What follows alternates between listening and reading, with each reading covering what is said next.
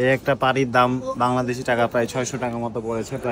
আমি আছি এখন ইস্তাম্বুল এয়ারপোর্টে, তো এখানে খাওয়ার জন্য আসছি। এখানে অনেক খাবার এক্সপেন্সিভ।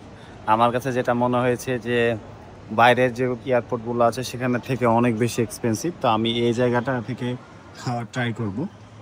এখানে কি ধরনের খাবার পাওয়া যায় আপনাদেরকে একটু দেখাই। এখানে চিকেনের সাথে খাবার, চিকেন কারি আছে, শুধু চিকেন আছে, রাইস আছে, মিট বল আছে, এগ প্ল্যান্ট আছে। তো আমি আপনাদেরকে একটু প্রাইসগুলো দেখাই।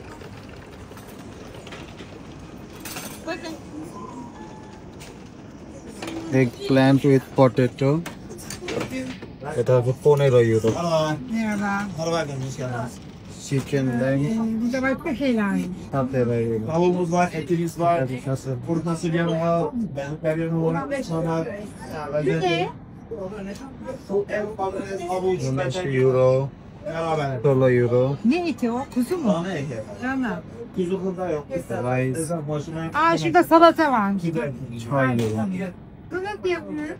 Salatayı 2 তো kilogram. আমি এখান থেকে একটা ট্রে নিব। Ne tuzlu var, tomato bir.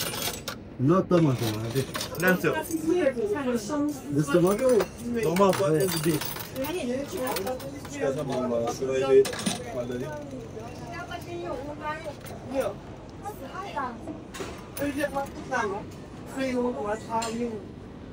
Brother, I need chicken Yes.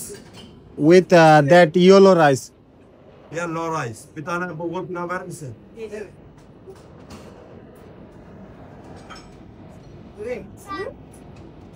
Yes, please.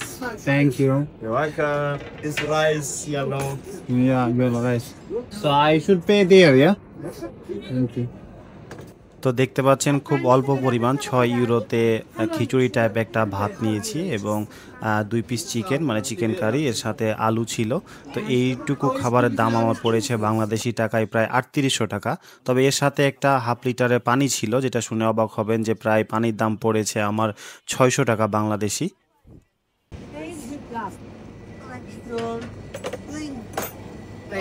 এখানে পেমেন্ট করতে হবে। আর এর সাথেই কিছু সফট ড্রিঙ্কস আছে, মিনারেল ওয়াটার আছে। আর এই পাশে যদি আপনাদেরকে একটু দেখাই, এই পাশে অনেকগুলো খাবার আছে। এখানে ফ্রুটস আইটেম, ডেজার্ট, এখানে বান আছে, কিছু কারি আছে। আর এই পাশে বেশিরভাগই ডেজার্ট আইটেম আছে। তো সব মিলিয়ে খুব সুন্দর।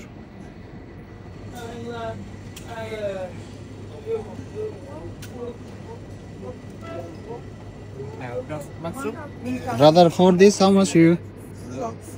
Hello. Kolay gelsin. এই অল্প খাবারটুকুর দাম পড়লো আমার প্রায় বাংলাদেশি টাকার 3800 টাকা, যেটাতে আমার মনে হয় অনেক বেশি এক্সপেন্সিভ।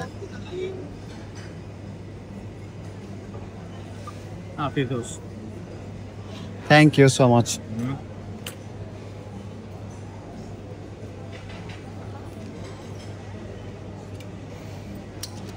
ওকে।